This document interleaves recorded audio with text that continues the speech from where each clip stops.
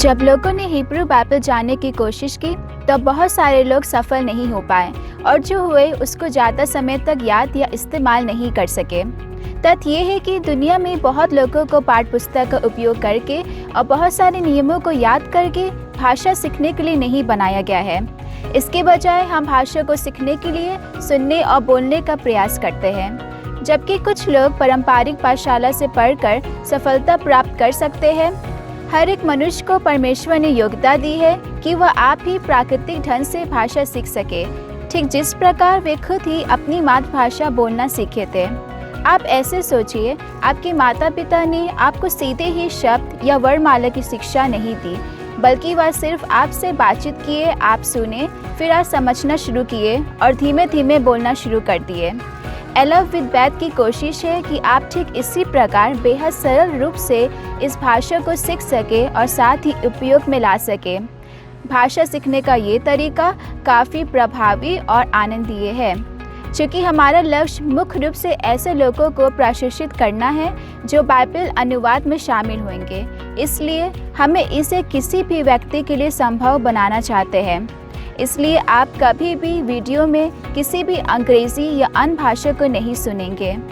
ठीक जिस प्रकार बचपन में आपके माता पिता ने सिर्फ आपसे सरल हिंदी भाषा का उपयोग किया ताकि आप सरल तरीके से समझ पाएं। हम संदर्भ और हाशियों के साथ चीज़ों को जितना संभव हो उतना स्पष्ट करने की कोशिश करते हैं, पर हो सकता है कि पहले पहले आप थोड़ा गुमराह हो जाएं, पर कोई बात नहीं, ये बिल्कुल ठीक है। बहुत सारे लोग फिर से एक बच्चे की तरह महसूस करने का आनंद नहीं लेते, पर जब आप वीडियो को अच्छे से बार बार देखेंगे, आप उतनी ही प्रभावशाली ढंग से भाषा को समझना और इस्तेमाल करना शुरू कर देंगे। ध्वनियाँ और संरचना आपके अंदर समाना शुरू हो जाएगी, जो एक अच्छी बात है। एक बार फिर शुरुआत में भटक जाना आम बात है। हो सकता है कि पहले आप कुछ ठीक से समझ नहीं पाए, पर आप बिल्कुल भी निराश मत हो जाइएगा। जितना अधिक आप प्रयास करेंगे उतना ही आप भाषा को अच्छे से सीखना शुरू कर देंगे। हमारे वीडियो को देखने और सीखने के बाद आपको थोड़ी थोड़ी मात्रा में हिब्रू वर्णमाला से पहचान कराया जाएगा और अंत में सिखाया जाएगा कि उसे कैसे पढ़े और समझें। उन लोगों के लिए कुछ महत्वपूर्ण बातें जो हिब्रू सीखने के लिए गंभीर हैं। हम वास्तव में शब्दों और वाक्यांशों को ज़ोर से बोलने का अभ्यास की सलाह देते हैं, क्योंकि इससे आपको भाषा को आंतरिक बनाने में मदद मिलेगी और ऐसा महसूस होगा कि आप इसे पसंद करते हैं।